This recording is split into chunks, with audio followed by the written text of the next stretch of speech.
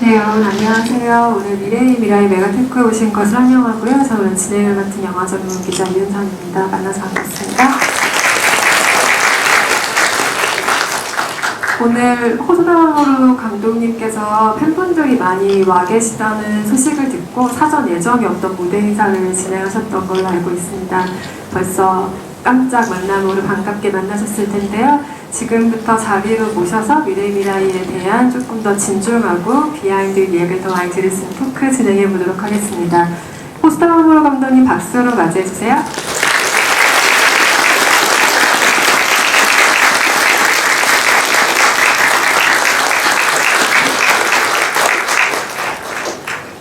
네, 많은 분들 오셨습니다. 아까 무대 인사로 인사를 진행해 주시긴 하셨지만 지금 영화를 이제 막 보고 아직 영화의 여운에 젖어 계신 관객들에게 또 인사 한 말씀 해주시죠. そうですね、本当に最後まで見てくれてどうもありがとう。これからちょっとね、リーさんと一緒に未来の話をできればと思います。 영화를 마지막까지 이렇게 잘 봐주셔서 감사하게 생각을 합니다. 이제부터 이은선 저널리스트님과 함께 미래에 대해서 이야기를 좀 해봤으면 좋겠습니다. 네, 이따가 관객 질문 타임도 당연히 드리는 거 알고 계시죠? 질문 생각하실 동안 제가 앞에서 감독님과 함께 간략하게 대화 나누고 관객석으로도 마이크를 넘겨드리겠습니다. 그리고 오늘 가장 중요한 통역을 담당해 주실 분은 강민아 통역가님이십니다. 큰 박수 부탁드립니다. 많이들 알고 오셨겠지만 미래의 같은 경우는 감독님의 개인적인 사연에서 출발한 영화이기도 합니다. 감독님의 가족사가 담긴 영화라고 해도 과언이 아닌데요. 하지만 보셔서 아시겠지만 4살짜리가 굉장히 미운 구석이 많잖아요. 우리가 괜히 미운 4살 이렇게 얘기하는 게 아니잖아요. 너무 짜증나는 것도 많고 사랑받고 싶은 마음도 많으니까 본의 아니게 떼쟁이가 되는 주인공 쿠운짱이 주인공인데요. 좀 이렇게 사랑받기를 원하고 좀 자주 우는 아이가 주인공인 게 연출가로서는 조금 핸디캡인 점이 있지 않았을까 생각이 들어요. 4살짜리가 주인공이기 때문에 좀 가장 어려웠던 점 어떤 것들이 있는지 한번 들어보겠습니다.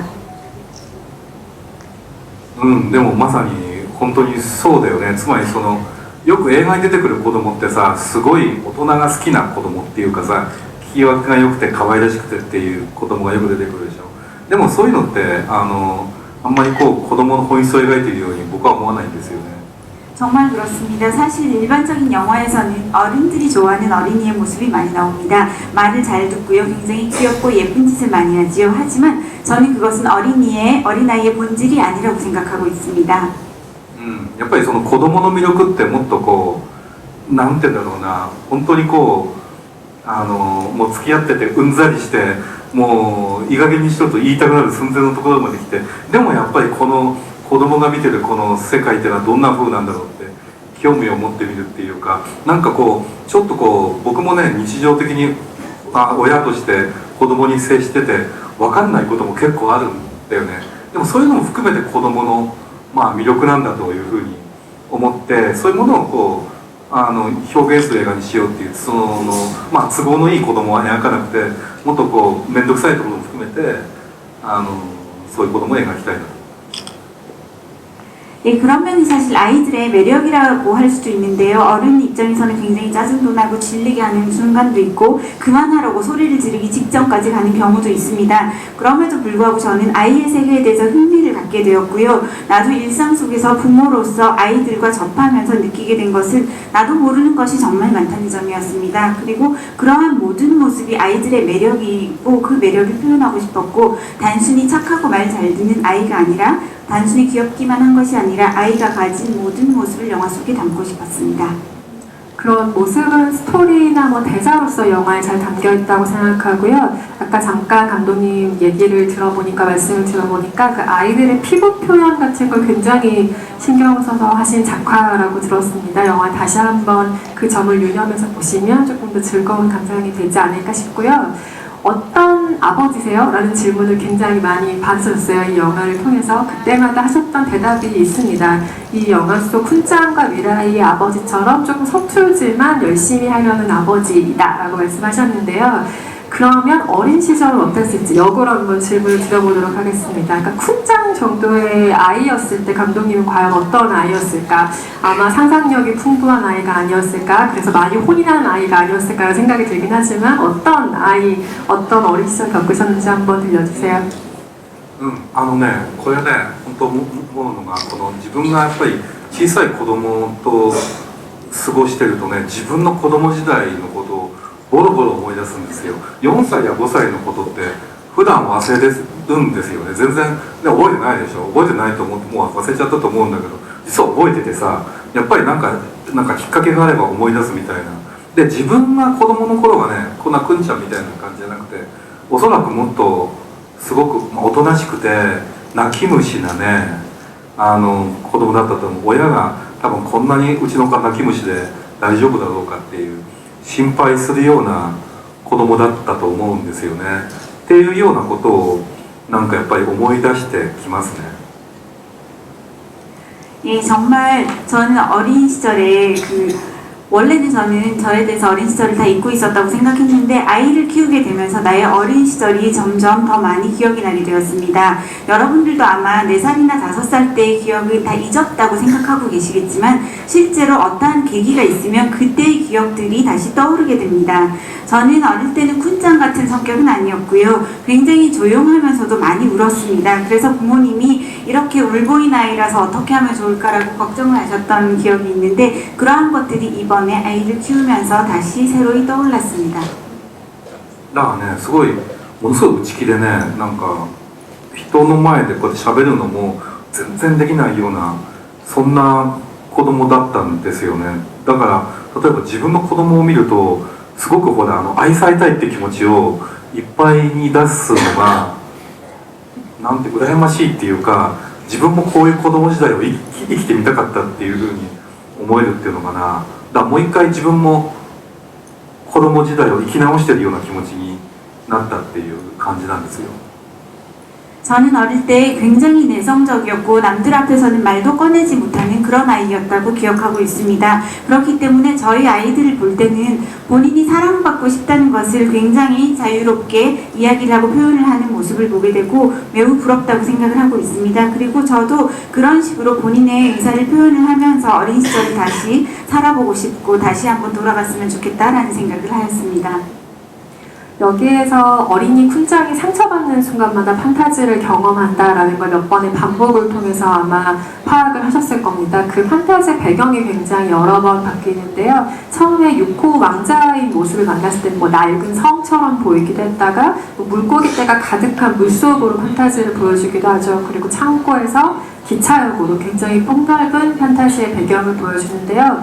각각의 콘셉트를 좀 어떤 식으로 떠올리셨을지 굉장히 궁금해요. 그리고 그 중에 가장 연출이 좀 까다로웠다고 생각하시는 시퀀스의 판타지 배경은 무엇인지도 궁금합니다.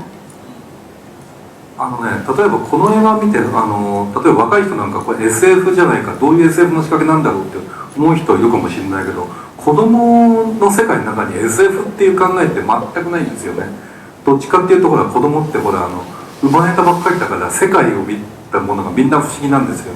だからね、子供の絵本見ててもすごくやっぱり不思議な庭っていうだけでその庭を通して不思議な世界に行けちゃうっていうことがまあこの映画見て気が付く人もいるかもしれないけども、英米の児童文学の中にそういう庭を介して不思議な世界に行くって物語がたくさんあることに気づかついてる人もいると思うんですけど、どっちかといえばそっちなんですよ。 SF ではなくて。 이 영화를 보신 젊은 분들 중에서는 이 영화 SF 아니야 이런 식으로 말씀하시는 분들도 계신데 사실은 아이들의 세계 안에는 SF라는 의식이나 생각 자체가 전혀 없습니다. 아이들은 세상에 태어난 지 얼마 되지 않았기 때문에 온 세상의 모든 것들이 다 신기한 것들이죠. 그리고 아이들이 보는 동화책, 그림책을 보게 되면 매우 신비로운 정원이 나오고 그 정원을 통해서 새로운 세상으로 연결되는 그러한 이야기가 아주 많이 나옵니다. 특히 영미 쪽의 아동문학을 보게 되면요, 여러분들도 혹시 그러한 책을 읽은 기억이 있으실지도 모르겠지만 정원을 통해서 새로운 어떤 것을 발견하게 되는 그러한 이야기가 아주 많이 있습니다. 그래서 아마도 이 쿤장의 집의 정원이 가운데 놓인 구조를 생각하시지 않았을까 싶은데요.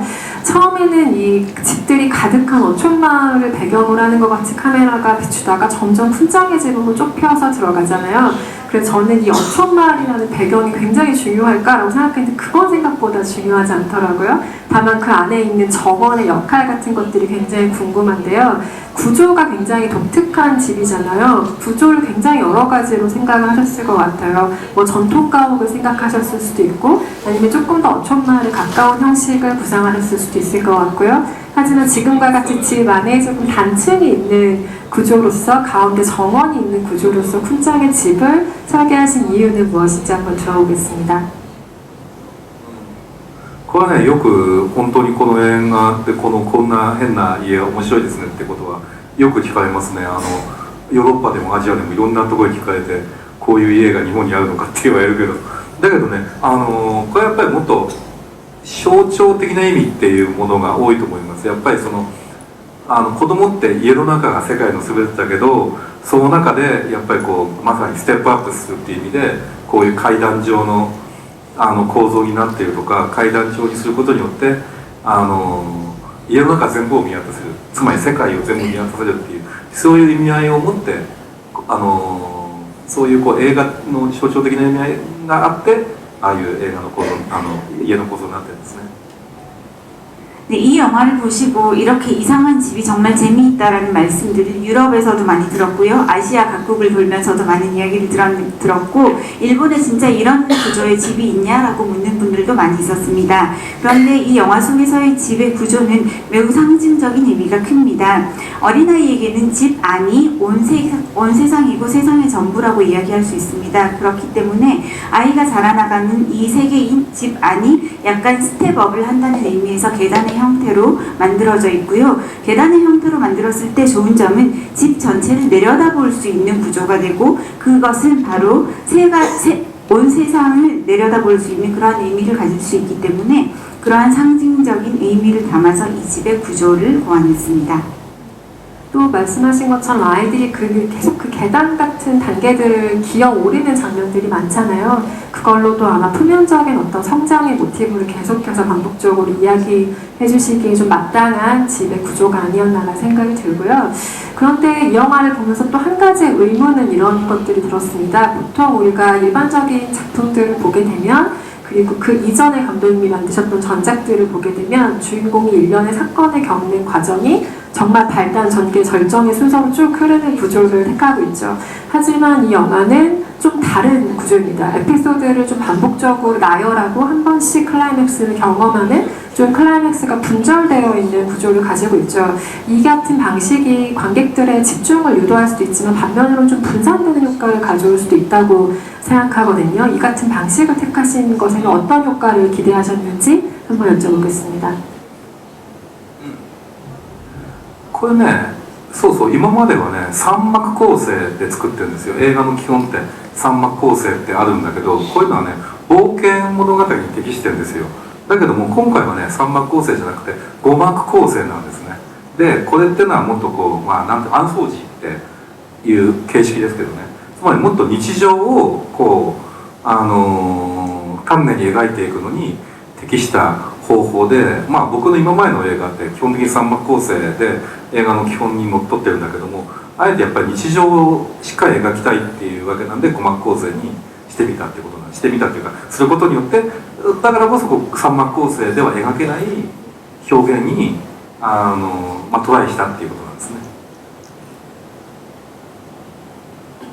네, 지금까지 만들었던 영화는 모두 3막 구성으로 되어 있었습니다. 3막 구성은 영화를 만드는 데 있어서의 기본이라고 할 수 있는데요. 모험을 다루는 이야기에 가장 적절한 구성이라고 이야기할 수 있습니다. 그런데 일상을 그려나가는 데 있어서는 5막 구성이 가장 적절하다고 다들 이야기를 하시고요. 이번에는 일상을 위주로 이야기를 풀어나갔기 때문에 지금껏 해왔던 3막 구성을 버리고 일상을 보다 잘 보여주기 위한 5막 구성으로 하였습니다. 그렇기 때문에 이번에 이런 구성을 함으로써 3막 구성으로 영화를 만들었을 때는 그려내지 못했던 새로운 표현에 도전을 했다고 말씀드릴 수 있습니다. 한국에서도 뭐 이 영화를 어른 관객뿐 아니라 어린이 관객들도 많이 보겠죠. 하지만 감독님께서 테스트할 수 있는 가장 가까운 관객은 이 영화의 쿤짱과 미라이의 모델이 됐던 본인의 자녀분들이실 겁니다. 그 오마 구성을 본 쿤짱의 모델이 된 첫째 아이의 반응이 궁금한데요. 어느 장을 굉장히 좋아하던가요? そうですね、まあでもどれも面白かったみたいですよ。やっぱり最初の犬のってゆっこのシーンもそうですし、バイクのシーンもそうですし、駅のシーンもそうですし、まあでもどれもまあだからそういう意味では5つの話があるっていうふうなことがさえ理解できれば割と結構それぞれがどれが自分は良かったみたいな話が結構まあみんなばらけてるのが面白いですよね。 저희 아이는 다 재미있게 본 것 같습니다. 처음에 나오는 6호의 장면도 좋아했던 것 같고요. 자전거 장면, 그리고 여기 나오는 장면도 굉장히 좋아했습니다. 그런 의미에서는 이게 5개의 이야기로 구성되어 있다는 것을 이해하게 되면 각각의 이야기들을 별도로 따로따로 좋아할 수 있는 것 같습니다. 한국 관객들에게는 어떤 장의 반응이 굉장히 좋을지 기대가 또 되는 대목입니다. 괴물의 아이라는 감독님의 전작을 기억하시는 분들이 많으실 텐데요. 괴물의 아이를 함께 작업한 프로듀서인 사이토 요이치로라는 분이 계십니다. 이 분이 감독님의 작품 세계를 설명할 때 굉장히 인상적인 단어를 사용하기 때문에 제가 이분의 멘트를 기억을 하고 있는데요.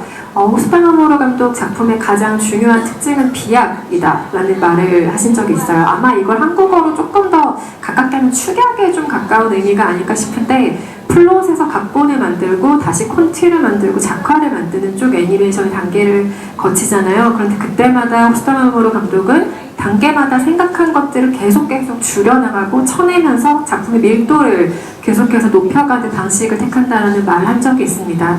이번 작품의 경우에는 어떤 단계의 축약이 가장 많았는지, 어떤 선택들을 하셨는지 이런 것들 궁금합니다. でもそうだなこれね、でもやっぱりつまり未来の未来におけるこれまあ個人的にやっぱりある種の飛躍面白いところっていうのはつまりものすごく今までの中で一番身近なっていうのかな、一番ちっちゃな作品でしょ。だって家から出ていかないし4歳の子供の狭い世界の中での話のようで、でも実はやっぱり人生の連なりっていうか、ひいおじいちゃんからおじいちゃんからお父さんから自分になってまた未来へ続いていってっていう人生がずっと太古からずっと連なっててまたずっと未来へ続いていって、でそれぞれがやっぱり人生がループしてるっていうのかな、大きな円を描くように、そういうような大きななんていう人生の流れみたいなものがこの映画で見えた人は見えたと思うんですけども、それを考えると今まで僕の映画の中で一番大きな映画じゃないか、そういうふうなところがすごく飛躍になってるんだと思います。単に日常を描いただけじゃないところにこの映画がたどり着いたのが良かったなって。 네, 역시나 제가 이번 미래의 미라이에 있어서 개인적으로 느끼는 가장 큰 비약이라고도 생각하면서 가장 재미있는 부분이라고 생각하는 것은 지금까지의 영화에 비해서 가장 친근하고 가장 가까이에 있고 가장 작은 것을 그려낸 작품이라고 할 수 있습니다. 무대가 집 안에서 다 일어나고 있고요. 그리고 주인공이 4살인 꼬마아이인 그런 작은 이야기입니다. 그러나 잘 들여다보게 되면 증조 할아버지가 계시고 할아버지가 계시고 아버지가 계시고 내가 있고 앞으로 미래에 무언가가 이어져 갈 것입니다. 그것은 태고적부터 인간의 인생이 계속 이어지고 돌고 도는 인생이 루프하는 하나의 큰 원을 그리는 듯한 모습을 보여줄 수도 있습니다. 그래서 만약에 이 영화를 보시고 인생의 그런 큰 흐름을 볼 수 있는 분도 있으셨을 거라고 생각을 하기 때문에 어떤 의미에서는 제가 만든 영화 중에서 가장 큰 영화라고도 말할 수 있습니다. 그런 점에서 가장 작은 것을 통해서 가장 큰 것을 보여주는 그러한 비약이 가장 큰 이 영화의 비약이라고 생각을 하고요. 단순히 이 영화가 하나의 일상으로 끝나지 않고 좀 더 큰 것에 도달할 수 있었다는 점에서 좋았다고 생각합니다. 이 작품의 가장 중요한 키워드가 지금 나왔습니다. 삶의 순환, 루프라는 단어가 나왔는데요. 감독님의 전작부터 이 작품까지 이어지는 공통된 키워드는 성장도 있을 테고 판타지도 있을 테고 여러 가지가 있을 겁니다. 근데 이 영화에 이르러서는 미래의 미라이라는 작품에 이르러서는 삶의 순환이라는 주제가 조금 더 본격적으로 두드러진다는 생각이 드는데요. 그러니까 한 아이의 시간보다는 가족 전체의 시간, 그리고 그 가족 안에 삶의 시간이 전체적으로 어떻게 돌고 서로에게 영향을 주는가에 대한 이야기를 그리고 있다고 볼 수 있습니다. 이 주제에 조금 더 본격적으로 그려보자라고 생각한 관심이 생긴 계기 같은 것들이 있으실 텐데요. これはね、だからやっぱりこの子供と一緒に過ごしてるっていうその時間がそういうこうテーマをね、そういう大きなテーマまで導いてくれたんだと思います。つまりやっぱりその最初やっぱりその子供と一緒にこう過ごす時間っていうのはどんな意味があるんだろう。つまり自分の子供時代と今目の前にいる自分の子供の時間っていうのはどれだけ違うんだろう、どれだけまた同じなんだろうってことを考えてる間にどんどんやっぱり考え方が考えるっていうのかな、すごく自分自身も5歳に戻ったりとかしてそうすると自分の今の考えっていうのは自分の親も思ってたのかもしれない。親の親が親を育てる時に親の親もそう思ってたかもしれない。親の親の親もそう思ってたかもしれないね。親の親の親の親もそう思ってたかもしれない。そういうふうに思うとこれすごいんじゃないかなと思うわけ。そうやって人類ってずっと昔からそうやって同じことを繰り返しながらずっと続いてきて、これからまた未来ずっと続いていくんですよ、これがって思うと、すごく人間の人生って単にある瞬間瞬間だけのように思うけど、でもやっぱりもっと大きな流れの中の一部なんだなって思ってくるんですよねっていうことなんだと思う。もう翻訳がね。 제가 아이와 함께 시간을 지내면서 결국은 그러한 아이와 함께하는 시간이 이렇게 큰 테마로 길을 열어주고 이어주었다는 생각을 하고 있습니다. 처음에 제가 아이와 함께 지낼 때는요, 이 시간이 나에게 어떤 의미가 있지라는 생각을 했었는데 점점 내 어린 시절과 내 눈앞에 있는 이 아이의 시간은 어떤 식으로 다르고 어떤 식으로 유사한지에 대해서 생각을 하게 되었고요. 아이를 키우면서 저도 스스로 5살 때의 저 자신으로 돌아가기도 하고 마찬가지로 나의 부모님도 지금의 나처럼 생각을 했을까라는 생각도 하게 되고 나의 부모님의 부모님도 그러지 않았을까? 부모님의 부모님의 부모님?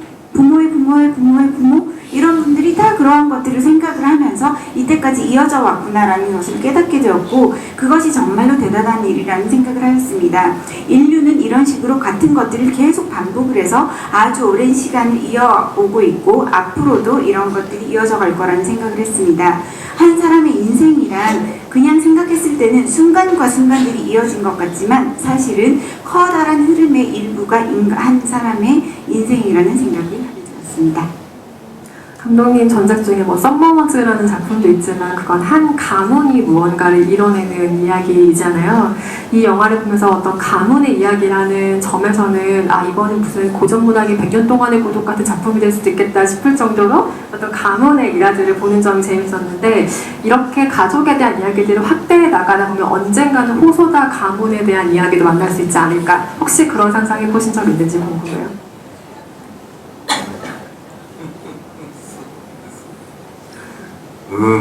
そうですね、どうなんでしょうね。 주세요. 어떨까요?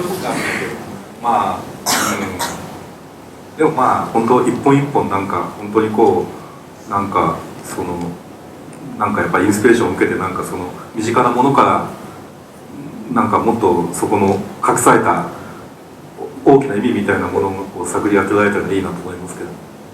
잘 모르겠지만 아마 한 편 한 편 이렇게 영화를 만들어가면서 영감을 굉장히 가까운 곳에서 많이 받고 있기 때문에 일상 속에서 가까운 곳에서 숨겨진 커다란 의미를 찾아 나갈 수 있으면 좋겠다고 생각을 합니다. 네, 감독님의 전작 중에 늑대아이와 괴물의 아이를 특별히 좋아하시는 관객분이 이 자리에 계시다면 그 영화들이 정말 따뜻하게 부모의 성장, 어른의 성장 역시 이야기하고 있는 작품이라는 걸 아셨을 겁니다. 이미 파악하셨을 텐데요. 이 영화 역시 뭐 쿤짱과 미라이의 성장도 있지만 부모가 된다는 것의 성장을 또 이야기하고 있는 영화이기도 하잖아요. 이전의 작품들을 만들 때 이를테면 늑대아이에서 처음으로 그 가족의 성장을 이야기하셨을 때와 비교하면 가족이 된다, 가족 이런 가치관에 대한 생각의 변화는 어떻게 오셨는지 미래의 미라이에 이르러서 생각되는 조금의 달라진 점 같은 것들은 무엇인지 한번 여쭤볼게요. そうだね、狼子供を作る前はまさかね自分の母親の映画を作るなんて思ってもなかったですよね。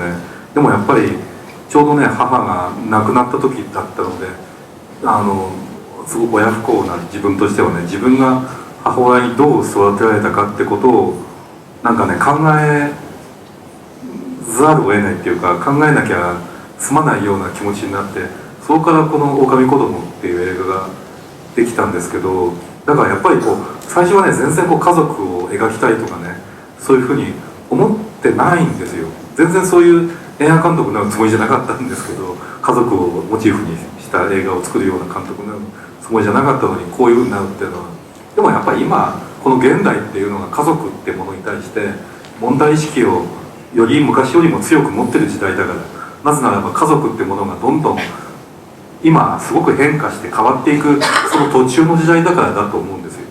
だから作る必要があるんだと思う。 제가 늑대 아이를 만들기 전에는 설마 내가 내 어머니에 대한 영화를 만들게 될 것이라고는 상상도 하지 못했습니다. 그런데 마침 그때 어머님이 돌아가신 이후였고요. 매우 불효자였던 저는 어머니가 나를 어떻게 키우셨을까라는 생각을 해야만 한다고 생각을 했고, 하지 않으면 매우 죄송하다는 생각을 하게 되었습니다. 그래서 늑대 아이를 만들게 되었는데요.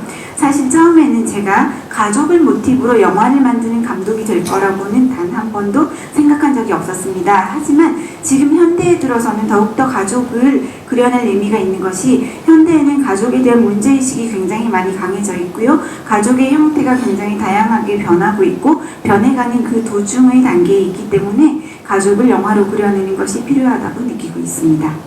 네, 앞으로도 수다 감독님이 그려내는 가족에 대한 이야기들 기대가 되고요. 마지막으로 제가 한 가지만 질문 드리고 관객석으로 마이크를 넘겨드리도록 하겠습니다. 감독의 초기 작품이 굉장히 많은 사랑을 받았어요. 물론 미래의 미라에도 큰 사랑을 받을 작품일 테지만 예를 들면 시간이 달리는 소녀와 늑대아이 같은 경우는 정말 세계적으로 큰 성공을 거둔 작품들이죠. 초기작에 그렇게 큰 성공작이 있다면 이 다음 작을 낼 때 두려운 게 인간의 마음일 것 같습니다. 그 성공을 못하면 어떡하나, 내가 만든 다음 작품이 좀 사랑을 덜 받으면 어떡하나 하는 두려움을 작업할 때마다 어떻게 극복하시는 편이십니까? でもね、それ毎回聞かれますよ。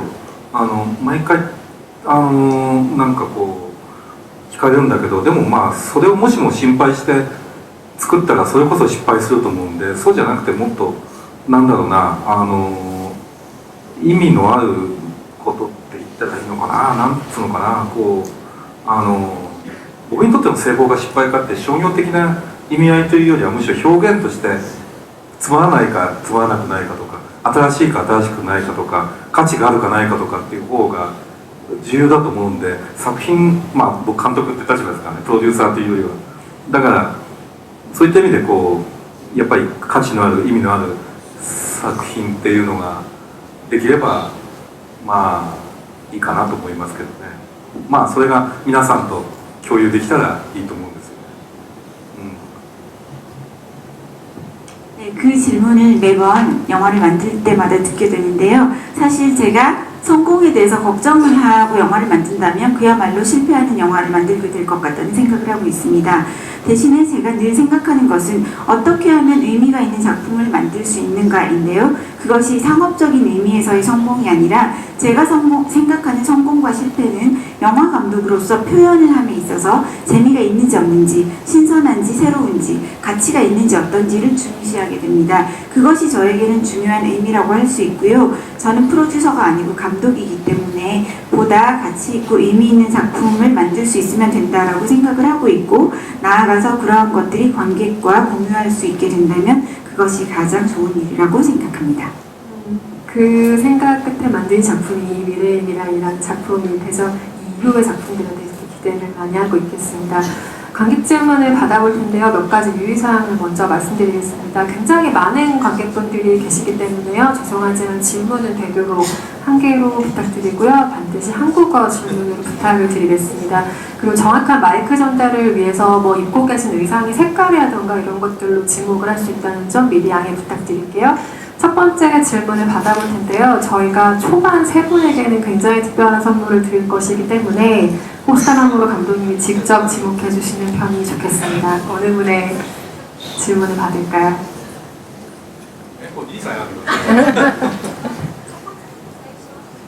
本当にじゃあそうだな、この列の一番後ろで手を挙げてる男の人、ちょっと見えづらいけど、そこの今手を挙げてる一番後ろのいる、 계시는 제일 뒤에 계신 분. 一番後ろの人かな、今そうそう今そうそうその人彼、振り返った、いや振り返って、모자 쓰신 분입니다. 알겠어요. 맞습니다. 감사합니다. 저기 영화 너무 재밌게 봤고요. 그 아름다운 영화라서 너무 감사합니다. 저기 한 가지 여쭤보고 싶은 게 있었는데요. 그 요코하마 맞죠? 요코하마를 무대로 택하신 이유가 있는지, 그리고 거기가 이제 전쟁 때 엄청난 폭격을 받은 데로 알고 있는데요. 어떤 특별한 의미를 담고 그 장소를 고르셨는지 여쭤보고 싶습니다.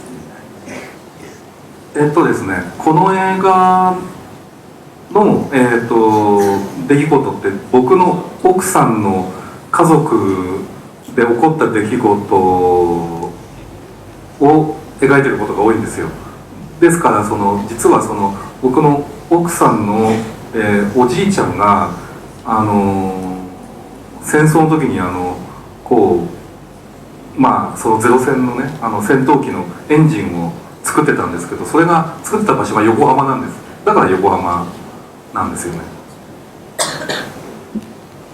예, 이 영화에 나오는 사건들의 대부분은 저의 실제 아내의 가족들이 이제까지 경험을 했던 부분들이 많이 들어가 있습니다. 그래서 제 아내의 할아버지께서 전쟁 때 실제로 제로선이라고 하는 전투기의 엔진을 만드셨는데 그 장소가 요코하마였기 때문에 이 영화의 배경이 요코하마가 되었습니다.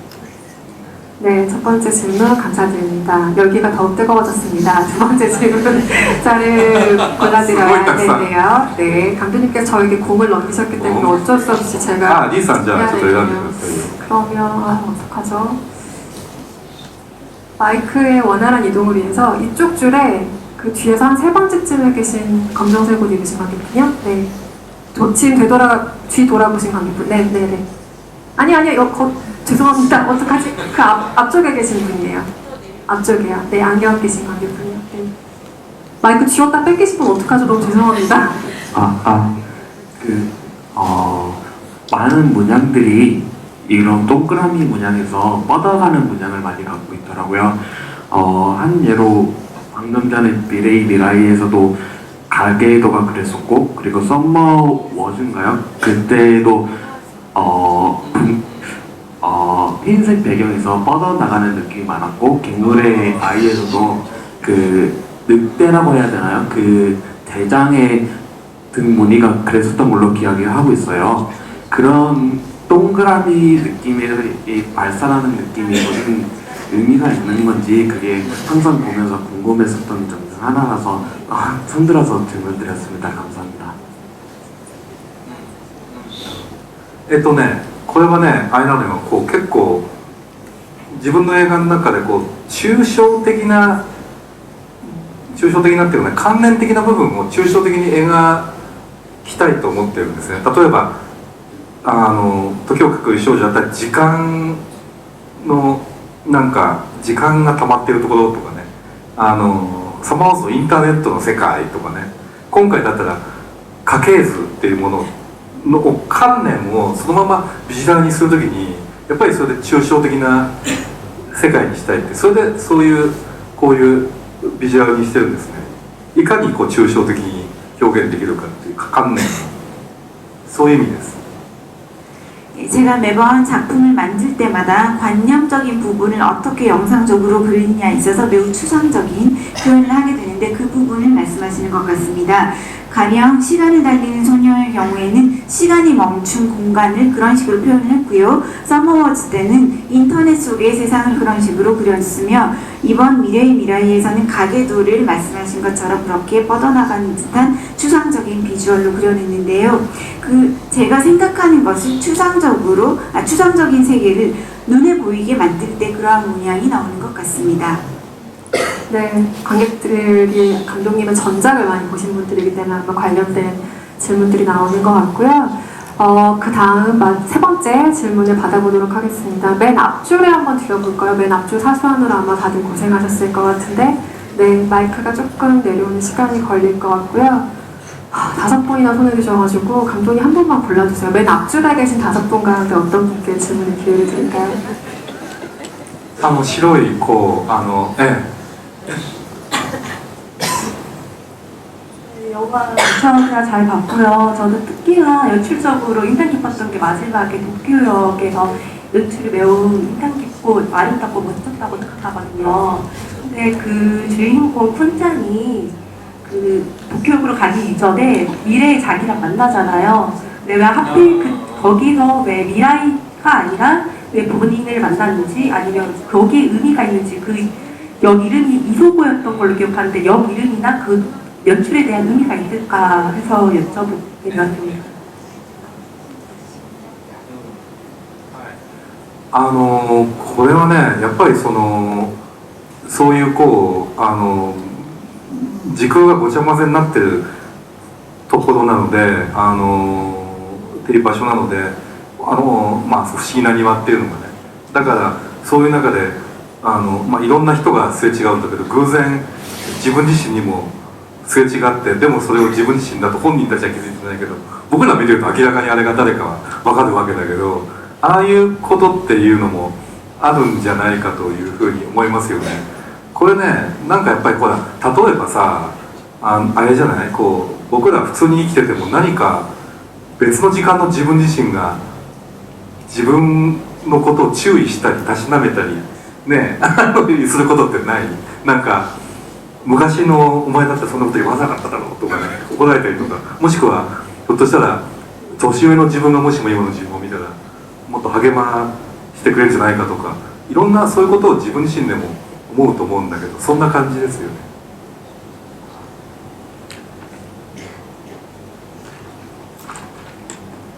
예, 마지막에 그쪽 그 장면은 시간의 축이나 공간의 축이 뒤죽박죽이 되어 있는 그러한 장소를 보여주고 있는데요. 신비한 정원 자체가 일단 모든 것이 섞여버린 그런 뒤죽박죽이 되어 있는 곳인데 그곳에서 이 쿤짱은 굉장히 많은 사람과 스쳐 지나가게 되고 많은 사람을 보게 됩니다. 그러던 중에 우연히 자기 자신과 마주치게 되는데요. 그 둘은 서로가 자신이라는 걸 알지 못합니다. 하지만 보고 있는 우리 관객은 둘이 맞다는 것을 확실하게 알 수 있게 표현이 되어 있는데요. 저는 살면서 일상 속에서도 그런 일이 있지 않을까라는 생각을 많이 하고 있습니다.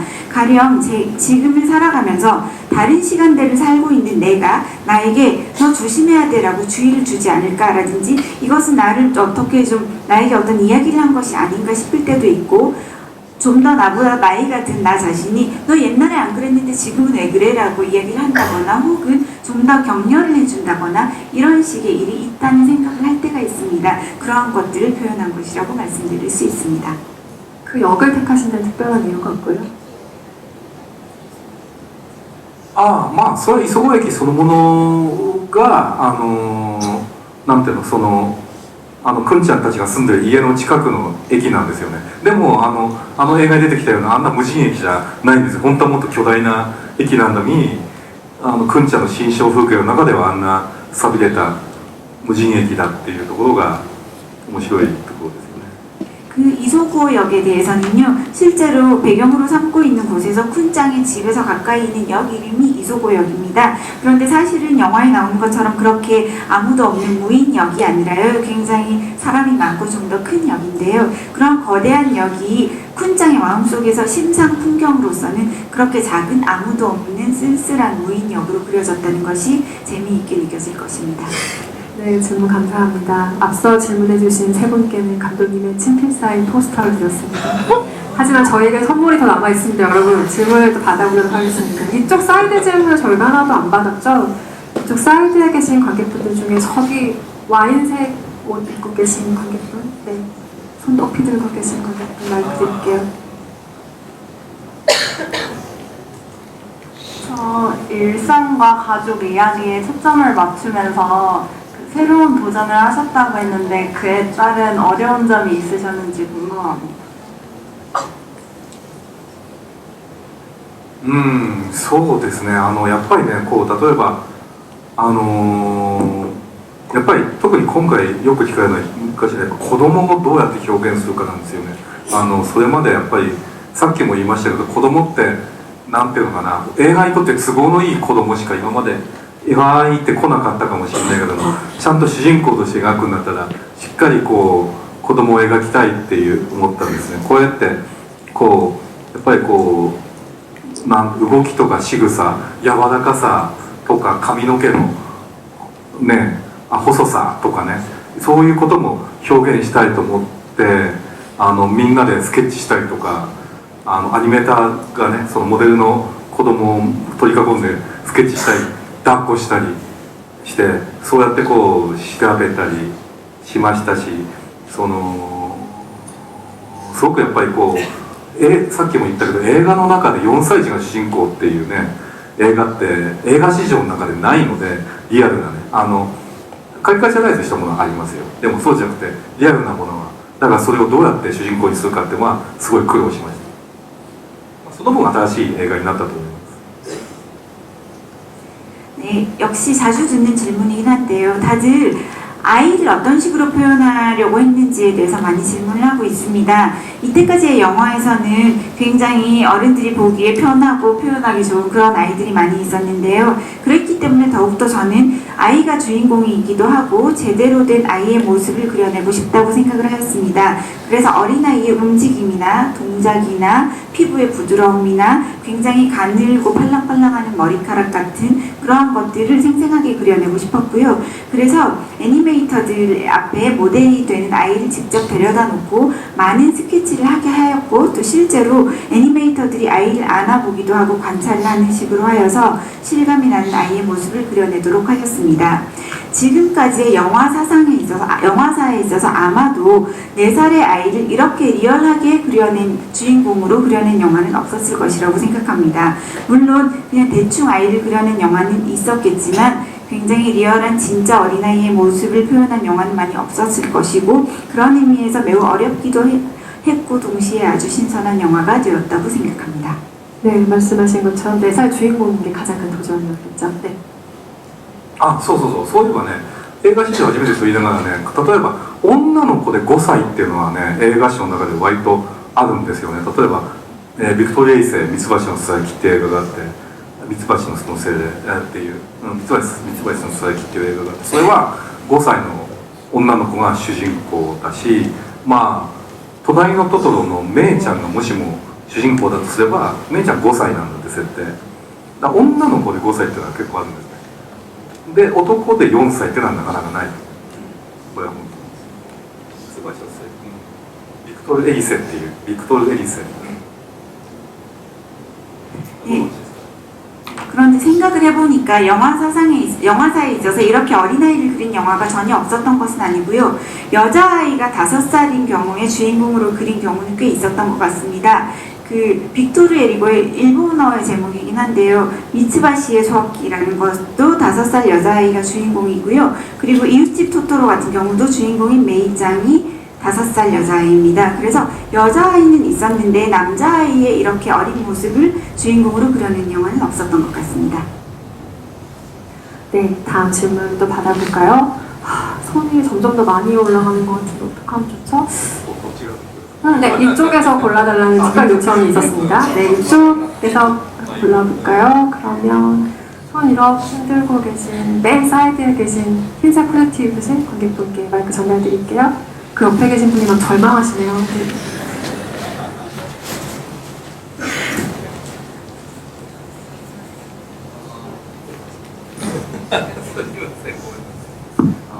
감독님의 전 작품들을 굉장히 잘 봤는데 이제 그 늑대 아이에서는 약간 조금 모성애 이런 모습들을 봤던 것 같고 괴물의 아이에서는 그 코마트처럼 약간 구성애 같은 모습을 봤던 것 같고 이번에 미라에서는 약간 조금 그 아이의 모습을 본 것 같은데 혹시 다음 작품에서 뭔가 보여주고 싶은 걸 계획하고 있는 게 있다면 뭐가 있는지 좀 궁금합니다. そうね、例えばやっぱりねそうですよね。だからサマーウォーズは親戚を描いて狼子供は母親がテーマだった化け物の子は父親がテーマだった今回の未来は兄弟がテーマだったんです。でそうやっていくともう家族の要素の中で表現するものがないんじゃないかっていうふうに前誰かの、どこかの国でね言われましたけど、そうだからそういう意味ではまた新しい展開のことを今考えてるんだよね。예, 서머워즈에서는 친척들의 이야기를 그렸고요. 늑대아이에서는 엄마의 모습을 그렸고, 괴물의 아이에서는 아빠의 모습을 그렸고, 미래의 미라이에서는 형제를 그렸습니다. 그래서 어떤 나라에서 어느 분이 저한테 이제 더 가족에 대해서는 그릴 게 없지 않느냐라는 질문을 하셨었는데, 그런 의미에서 지금까지 하지 않았던 좀 더 새로운 것을 그려낼 수 있지 않을까라고 생각합니다. 삶의 순환처럼 이 영화의 주제가 네, 요즘 조금 관심을 가지고 계신 좀 큰 주제 같은 것들이 혹시 있을까요? でもどうなんですかね。どうなんですかね。でもね、この未来を作ってね、こんなにでかいテーマを自分が書くことになると思わなかったんで、なかなかこういう方法、未来ってやっぱ珍しい映画だと思います。こういう方法を取らないとこのテーマにたどり着かないっていうような映画だったと思うんで、なんかそういった意味ではなかなかね、こういうテーマをもう一回やるっていうのは難しいぐらいにでかいなって思うんですよ。もうちょっと次はまた違う方向性のものだとは思ってますけどね。 네, 미래의 미라이를 제가 이런 식으로 큰 테마로 이어나가게 될 것이라고 생각하지 못했었습니다. 그래서 미래의 미라이는 굉장히 독특한 방식으로 영화를 만들어 가다 보니까 결국 매우 큰 것으로 도달하게 되는 그러한 결론이 되었는데요. 제가 한 번 더 미래의 미라이 같은 작품을 만들려고 한다면 굉장히 힘들었기 때문에 이제는 더 못 만들 것 같다는 생각이 들고 있고요. 그래서 앞으로는 전혀 다른 방향성을 가진 영화를 만들게 될 것 같습니다. 앞으로 못 만들 작품이라고 하시니까 이 영화의 홍보를 여러분이 책임져 주셔야겠습니다. 많은 분들이 볼 수 있도록 도와주시고요. 중앙열의 마이크 다시 전달드리겠습니다. 중앙열 가운데로 네, 핑크색 옷 입으신 관객분께 마이크 전달드릴게요. 안녕하십니까. 영화 너무 잘 봤습니다. 궁금한 게 있는 게 여러 가족 구성원들이 많이 등장하는데 이제 이런 그 한 명 한 명의 그런 가족 구성원들의 에피소드를 선정하는 데 있어서 어떤 모티브가 있었는지, 그리고 이제 엄마 중심에서 아버지 중심으로 이제 육아가 진행되는 이렇게 에피소드가 진행이 되는데 아버지에 관한 원래 증조 할아버지가 있지만 아버지에 대한 개인적인 에피소드는 원래 계획이 없었는지 혹은 그런 게 좀 궁금합니다. 아버지에 대한 개인적인 에피소드 원래 뭐 구상이 있었는지 혹은 뭐 이제 어떻게 そうそう、例えばね、この映画なんだろう、こうカンヌ映画祭の監督週間っていうので一番最初にワールドプレミアだったんですけど、その時にヨーロッパの記者の人にすごく聞かれたのが、要するにこの日本っていうのは伝統的な家族だとヨーロッパからすると見えるのに、この映画は伝統的な家族を描いていないと。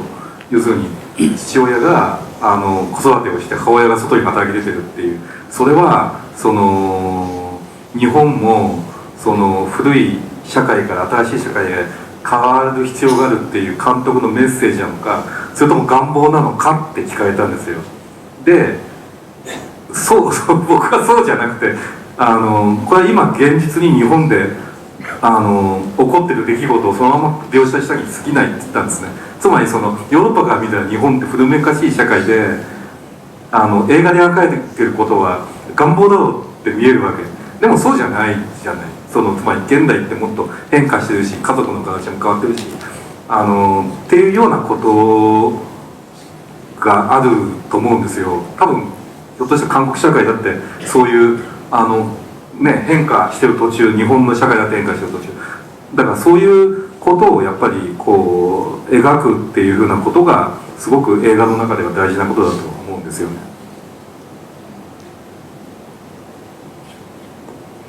예, 제가 이 작품으로 올해 칸느 영화제 감독 주간으로 뽑혀서 월드 프리미어로 처음에 상영을 했었는데요. 그때 상영을 하고 나서 유럽의 기자분들이 많은 질문을 하셨습니다. 그 중에 한 분이 일본의 가족은 매우 전통적인 가족이라고 생각이 되는데 당신이 영화 속에서 그린 가족의 형태는 전통적인 가족이 아닌 것 같습니다. 아빠가 육아를 하고 엄마가 바깥일을 하는 모습을 보여주고 있는데요. 그것은 일본의 가족이나 형태가 전통사회에서 새로운 사회의 형태로 바뀌어야 한다는 감독으로서의 메시지를 그려낸 것입니까? 아니면 가지고 있는 간절한 바람을 그린 것입니까? 라는 질문을 받았었습니다. 그런데 사실은 저는 어떤 메시지를 주기 위한 것도 아니고 변화에 대한 어떤 바람이 있어서도 아니고 지금 현실을 일본에서 일어나고 있는 일을 묘사했을 뿐입니다. 사실 유럽 사람들의 눈으로 보면 일본이라는 곳은 굉장히 전통적이고 오래된 가치를 많이 추구하고 살고 있다고 생각을 하고 있을 것이고 그렇기 때문에 제가 영화 속에서 희망사항을 그려냈다고 많이들 생각을 하시더라고요. 하지만 제가 그려낸 것은 지금 있는 현대 그 자체이고 현대에서 변화해가는 것들, 가족의 형태가 어떤 식으로 바뀌어가는지 그런 것들을 보여준 것이고 아마도 한국의 사회도 그런 식으로 변화하고 있을 것이라고 생각하고 있습니다. 그렇게 저는 현재에서 변화해가는 도중의 모습을 그려내는 것이 영화를 만드는 데 있어 중요하다고 생각을 하고 그런 식으로 가족을 그려냈습니다. 네, 오늘 좋은 질문들 쏟아지고 있는데 안타깝게도 마지막 질문이 될 것 같습니다. 네. 마지막 질문인 만큼 한 분 지목해 주시죠. じゃあ今度関西選んでくださいよ。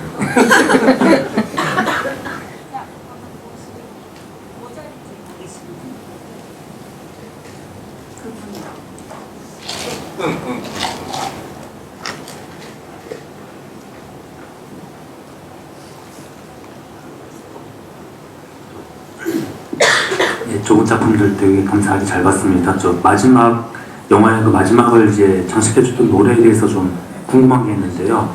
그 엔딩곡도 그 굉장히 중요한 역할을 한다고 생각하는데 그게 처음부터 이제 그 노래를 써야겠다고 이제 생각하신 건지 아니면 이제 여러 후보들이 있는 상태에서 고르다 이제 딱 그 노래를 정하신 건지 그리고 이제 작품을 만드는 과정에서 초반부터 이제 이거를 써야겠다고 생각하셨는지 아니면은 마지막에 이제 작품을 다 보고 나서 마음에 드니까 어울리니까 이제 이 곡을 써야겠다 이런 식으로 이제 곡을 정하셨는지 좀 알려주시면 감사하겠습니다. この映画のこの歌を歌っている人は冒頭もそうだしエンディングもそうだし山下達郎っていう人なんですよ。でその人は、には曲をお願いして作ってもらったんですね。この内容こういう映画の内容ですって説明してその映画の内容に、合う曲を作ってほしいってお願いして、できました。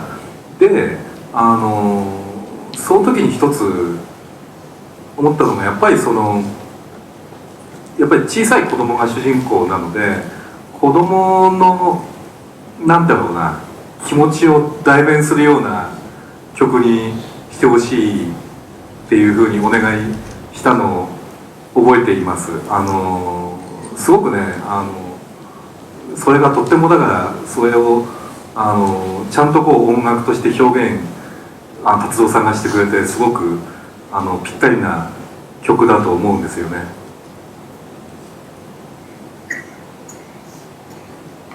네, 영화 속에 나오는 노래는요, 처음에 나오는 노래도 그렇고 마지막 주제곡도 마찬가지로 야마시타 타츠로라는 분께 부탁을 드렸습니다. 그런데 원래 있는 곡이 아니라 이 영화를 위해서 곡을 새로 만들어 달라고 부탁을 해서 만든 곡이고요. 영화의 내용을 보여주면서 이 내용에 맞는 곡을 만들어 달라고 부탁을 드리고 그렇게 해서 완성이 된 곡입니다. 그래서 제가 이 곡을 주문을 할 때 생각했던 것은 어린 아이가 주인공이기 때문에 아이의 기분을 대변할 수 있는 음악으로 그러한 곡으로 만들어 달라고 부탁을 했던 기억이 있습니다. 그리고 결과적으로 야마시타 타츠로 씨가 매우 음악적으로 그러한 것들을 잘 표현해서 이 영화에 딱 들어맞는 곡을 만들어 주셨다고 생각합니다. そうそうそうよくさ映画の主題歌ってよくタイアップっていうねなんていうか曲が売れるために協力するみたいなことがあったりもしくはいっぱいある候補があって実際ね本当にそのレコード会社からいろんなデモテープが送られてきたりすることもあるんですけどそうじゃなくて僕の映画の場合はやっぱり映画に合う曲を作ってもらうっていうことが基本だと思います。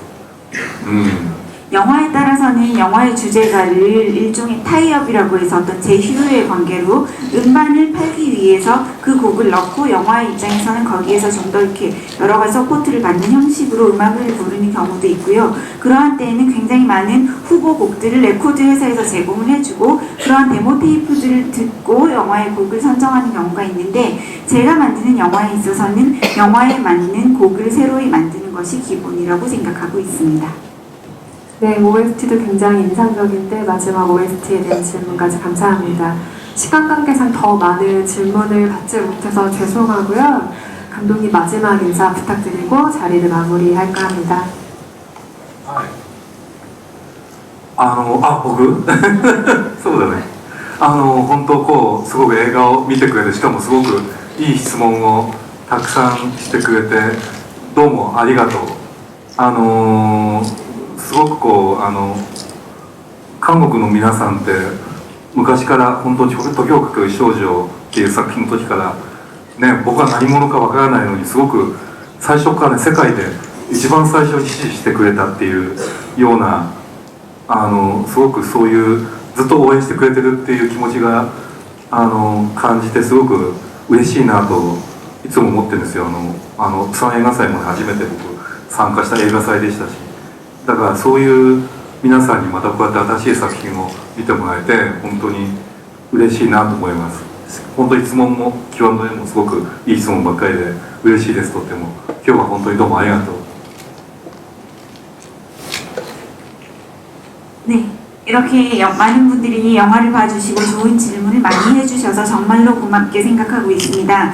한국의 관객들은요, 제가 시간을 달리는 소녀를 만들었을 때부터 아무도 저라는 사람을 모르셨을 때 전 세계에서 최초로 저를 지지해주고 그 이후에도 계속해서 응원을 해준 관객분들이라고 생각하고 있고 그렇기 때문에 매우 기쁘게 생각하고 있습니다. 그리고 부산국제영화제도 제가 처음으로 해외영화제에 참석을 했던 영화제였고 그렇기 때문에 이렇게 한국에서 여러분들이 신작을 봐주시게 되는 것이 매우 기쁠 따름입니다. 그리고 오늘 여러분들께서 Q&A에서의 질문도 너무나 좋은 질문 많이 해주셔서 진심으로 기쁘고 감사하게 생각합니다. 감사합니다. 감사합니다.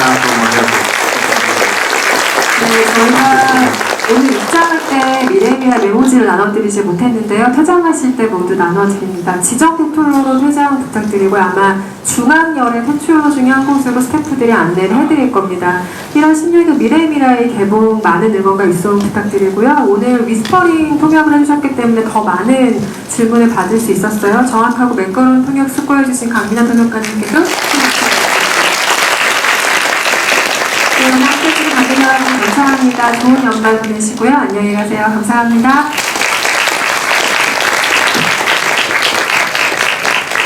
どうも皆さんありがとうございます。